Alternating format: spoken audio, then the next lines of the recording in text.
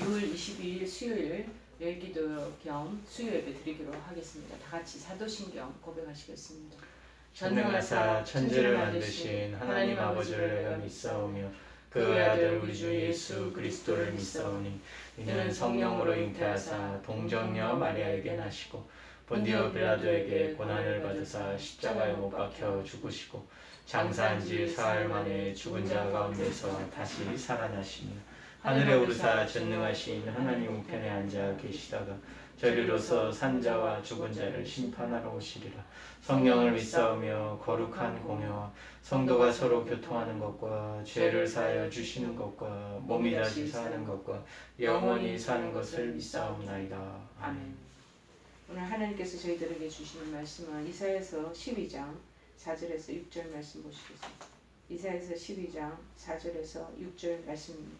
981쪽입니다. 이사야서 12장 4절에서 6절 말씀 제가 봉독해 드리겠습니다. 그날에 너희가 또 말하기를 여호와께 감사하라. 그의 이름을 부르며 그의 행하심을 만국 중에 선포하며 그의 이름이 높다 하라. 여호와를 찬송할 것은 극히 아름다운 일을 하셨음이니 이를 온 땅에 알게 할지어다. 시온의 주민아 소리 높여 부르라. 이스라엘의 거룩하신 이가 너희 중에서 크심이니라 할 것이니라. 아멘. 구원받은 여호와를 찬송해야 합니다. 여호와를 찬송해야 합니다. 오늘 그 행하심을 만국 중에 선포하면서 이름이 높다 하라. 하나님을 구원받은 백성들은 마땅한 업무입니다. 그래서 감사와 함께 여호와 이름을 높여드리면서 찬양을 해요. 찬양하고 만민에게 여호와의 구원의 행위를 자꾸 선포하고 그렇게 알리고 간증하는 것을 권면하고 있습니다. 여러분 시편 105편 5절 6절에도 말합니다. 그의 종 아브라함의 후손 곧 택하신 야곱의 자손 너희는 그가 행하신 기적과 그의 이적과 그의 입의 판단을 기억할지어다. 여기서 주님께서 그 행하심 하나님께서 행하심은 뭐냐? 온 이스라엘 백성에게 끊임없이 베푸시는 구원의 역사를 말해요. 시편 9절 11절에도 얘기하기를 너희는 시온에 계신 여호와를 자꾸 찬송하라. 찬송하여 그의 행사를 백성 중에 선포할지어다. 노랫말로 옮겨서 그 가사가 자꾸 여호와를 높여드리고 그 이름을 알리는 그리고 여호와의 그 행하심에 대한 것들을 자꾸 노랫말로 자꾸 전하라는. 우리가 그냥 말씀을 선포하는 것도 중요하지만 찬양을 통해서 전하는 것도 굉장히 큰 은혜가 됩니다. 그래서 시편 77편 12절을 말하기를 또 너의 주의 모든 일을 작은 소리로 엎조리며 주의 행사를 낮은 소리로 되뇌이리라. 그렇게 말씀하죠. 작은 소리든 작은 찬양이든 그런 일들을 자꾸 전파하라는 거예요. 이따 말고 침묵시키고 점잖게 우리나라 사람들 점잖게 그것만이 능사가 아니에요. 저는 처음에 은혜를 받고 난 뒤에 하나님 주시는 그 마음이 너무나 뜨거워서 제가 원래 그렇게 다른 사람들 앞에 선뜻선뜻 나서면서 입을 열어 그런 믿음의 얘기들을 그렇게 한다는 거 상상이 안 갈 정도로 처음에 은혜 받고 난 뒤에 자꾸 얘기를 하게 됩니다. 그래서 제가 억제한 끝에 요즘에는 이제 세미한 하나님의 인재와 현존에 대한 것들을 그렇게 얘기하지만 한 몇십 년 동안에는 그것이 너무나 감사하고 정말 놀라운 일이라 설교 말씀을 통해서 전하고 이렇게 개인적인 그런 증거를 좀 삼가했던 적이 있습니다.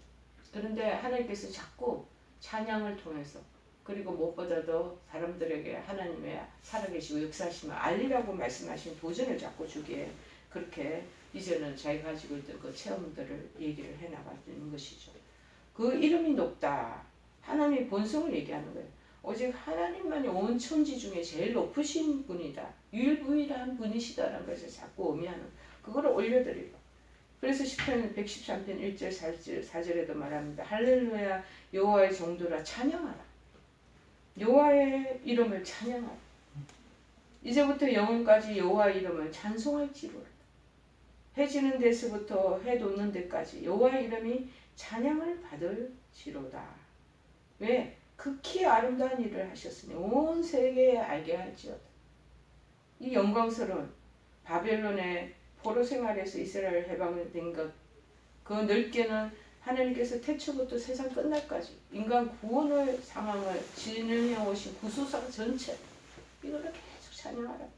여러분 찬양을 하게 되고 이것을 노래하면요 계속 그 찬양의 노래의 그 내용의 범주가 더 넓어지고 그것에 대한 의무가 당연하다는 것을 더 깨닫게 됩니다. 시온의 검이나 소리를 높여서 찬양 부르라. 여러분 옛날에 소리 높여 찬양하고 부르면 시끄러워서 참 듣기 싫었습니다. 그런데 하나님 주신 구원의 은혜가 너무 감사하면 그렇게 저절로 찬양하고 하고 정말 축복의 노래가 입에서 마음으로 태도로 몸짓으로 나오게 되어 있습니다. 이렇듯 본문을 통해서 보면 하나님은 만물로부터 찬송받기에 합당하신 유일한 분이시라는 것. 이 우주 안에 어떤 존재가 어떤 신이 감히 하나님께 이런 위대함과 아름다움과 비교가 될 수 있겠습니까? 우리는 한없이 다양한 이유로 하나님을 자꾸 찬양해야 합니다. 하나님의 존재를 찬양, 하나님의 성품을 찬양, 하나님의 그 사역을 찬양, 하나님과 관계된 모든 것이 다 우리가 부를 찬송의 제목이 된다라는 것입니다. 여러분 그 옛날 하나님께서 행하신 놀라운 사역 지켜보며 찬송하기를 즐거워했던 이사야도 그렇게 즐거워했나 보죠. 오늘 본문에서 구원받은 자로서의 기쁨을 한껏 머금은 채 그러면서 하나님을 찬송하고 있는 모습이 보입니다. 이사야와 동일하게 구원의 은혜를 우리도 체험하지 않았겠습니까? 여러분 그러면 구원받은 우리가 하나님께 불러드려야 할 찬송의 제목이 무엇이겠습니까? 첫째가 뭐냐? 구원받은 사실에 대한 감사를 하라. 본문 4절에서 여호와께 감사하라. 한두 말로 짤막한 어부에 불과하지만은요, 이 말은 누구도 부정할 수 있는 그런 벅찬 감격과 확신으로 가득 차 있다는 것을 우리가 엿볼 수 있습니다. 이렇게 확신과 감격을 담아서 여호와께 감사하라 외칠 수 있었던 이유는 뭐냐? 그 자신도 구원받았던 사실이 놀라운 의미를 이렇게 온전히 알게 되었다는 것입니다. 우리가 죄와 사망의 종이었던 우리를 구원하셔서 이제는 하나님 유업을게 하는 상속자, 변화시켜 주신 놀라운 은혜, 그로 인한 감격을 체험할 사람들이 아니겠습니까? 로마서 8장 14, 17절에 말합니다. 무릇 하나님의 영으로 인도함을 받는 사람은 곧 하나님의 아들이라, 하나님의 딸이라. 너희는 다시 무수하는 종의 영을 받지 아니하고 양자의 영을 받았으므로 우리가 하나님을 뭐라 부른다고요? 아바, 아버지. 아버지 하고 양자의 양녀로 우리가 이렇게 대물림되게 되었다. 접속이 된 것. 여러분, 우리가 하나님의 자녀인 것을 어떻게 아느냐고요? 성령께서 영으로 우리에게 증거한다. 자녀고 상속자고 하나님의 상속자고 그리스도와 함께한 상속자요. 우리와 그가 함께 영광을 받기 위하여 고난도 함께 받아야 할 것이니라. 이것이 어찌 기쁘지 않으면 이 사실에 어찌 우리가 감사하지 않을 수가 있겠습니까? 저는 평생을 담아서 감사와 기뻐 안 할 수가 없는 늘 찬송해 그 하나님 주시는 은혜를 노래하는 것입니다. 두 번째는 뭐냐? 구원 사역의 위대함과 아름다움, 죽어야 될 그런 영혼들 하나님께서 다 생명을 주셔서 구원해 주시잖아요. 그래서 사망의 권세에서 건져주시고 그리고 나중에 부활의 영광을 허락하여 주시고 영생을 우리에게 하나님께서 상속받도록 해주신다는 것입니다. 우리가 그렇지 않으면 사단의 세례가의 그 종로로 타고 어둠의 종로로 타고 살아야 될 존재라는 거예요. 그런데 온 우주를 통치하시는 이제는 그 하나님을 높여드리고 섬길 수 있는 존재로 변화되었다는 것이 바로 구원 사역이라는 거죠. 그래서 이사야는 본문 5절에서 언급하지 않겠습니까? 여호와를 찬송할 것은 극히 아름다운 일을 하셨음이니라 라고 당당하게 선포하고 있는 것입니다. 천지 만물 중 구원 사역을 가장 은혜를 크게 입은 사람은 저희고 여러분들입니다. 마땅히 구원 사역의 그 위대함과 하나님 하시는 그 아름다움을 만천하여 찬양하고 노래해야 할 것입니다. 세 번째는 뭐냐? 구원 사역을 홀로 이루어 나가신 하나님, 그 홀로 이루신 어떤 다른 신이 다신은적 우리 신앙을 갖고 있잖아. 대부분 민족들이. 적게는 둘이나 셋을 갖고 있고 많게는 수십 수백 신의 존재를 믿고 살아가고 있습니다. 그러나 이렇다 많은 수의 숫자의 신이 필요하다는 것은 그 신들이 거짓되다는 것, 그 신들이 불완전함을 드러낸 증거가 그것이 아니겠습니까? 제가 미국 뉴욕에 어떤 인도 환자를 만난 적이 있습니다. 제가 복음을 전하고 다가갔더니 자기 목걸이 보면서 자기도 예수를 믿는다는 거예요. 그 목걸이에 페넌트에 보니까 여러 신들이 다 한 묶음으로 묶여져 있는 거예요. 그 속에 십자가 하나 딱 있더라고요. 다 자기 이 인도 사람들은 다민족이 다신족이거든요. 다신교를 그 속에서 신이 중에 하나로 하면서 십자가를 이렇게 페넌트를 보이는데 웃음이 막 나오더라고요. 여러 신 중에 한 신이라고 생각을 하는 거죠. 얼마나 불안전하고 불안하면 여러 신들을 다 데리고 있겠습니까? 여러분, 성경은 우리 하나님이 이러한 거짓 신들과는 근본적으로 다른 유일무이한 여호와 하나님 한 분뿐, 그 신이 온전하신 하나님인 것을 지금 선언하고 있습니다. 정말 그렇고 맞습니다. 우리 하나님은 영원부터 스스로 계신 분이고 어느 누구 어떤 도움도 필요치 않은 분이시라는 것입니다.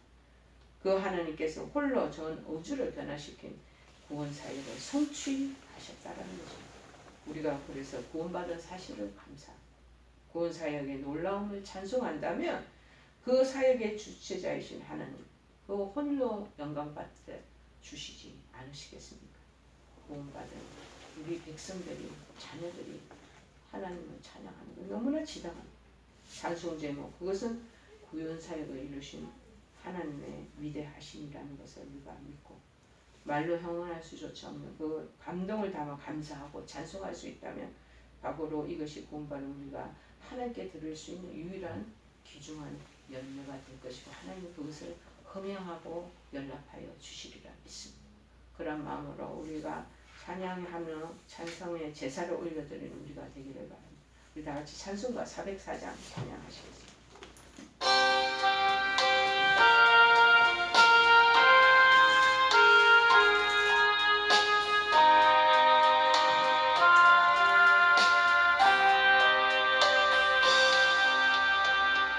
바다에 모래일 때에 제자들 당황하여도 주 예수 오니 잠들어 누우셨네.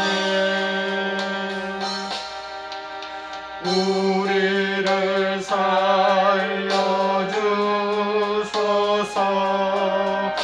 제자들 소리 지르니 주 예수 풍랑 꾸짖어 고요해.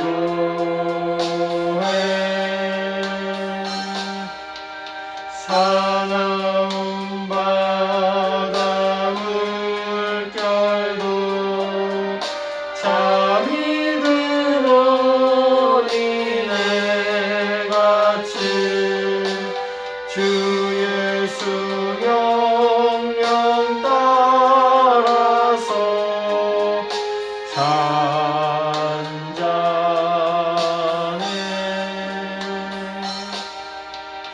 일평생 사는 동안에 괴로운 시련 많으나 주 예수 함께 계시니 평안해. 오늘 가사처럼 큰 강풍이 일어날 때 물결을 막 부닥치는 그 상황에 제자들과 함께 계시는 하나님, 그 하나님의 위대한 그 사역과 하나님 주시는 평온이 여러분에게도 깃들기를 바랍니다. 우리 다 같이 주기도문으로 마치겠습니다. 하늘에 계신 우리 아버지여, 이름이 거룩히 여김을 받으시오. 나라의 마옵시며 뜻이 하늘에서 이룬 것 같이 땅에서도 이루어지이다. 오늘날 우리에게 일용할 양식을 주옵시고 우리가 우리에게 죄 지은 자를 사하여 준 것 같이 우리의 죄를 사하여 주옵시고 우리를 시험에 들게 하지 마옵시고 다만 악에서 구하옵소서. 대개 나라와 권세와 영광이 아버지께 영원히 있사옵나이다. 아멘.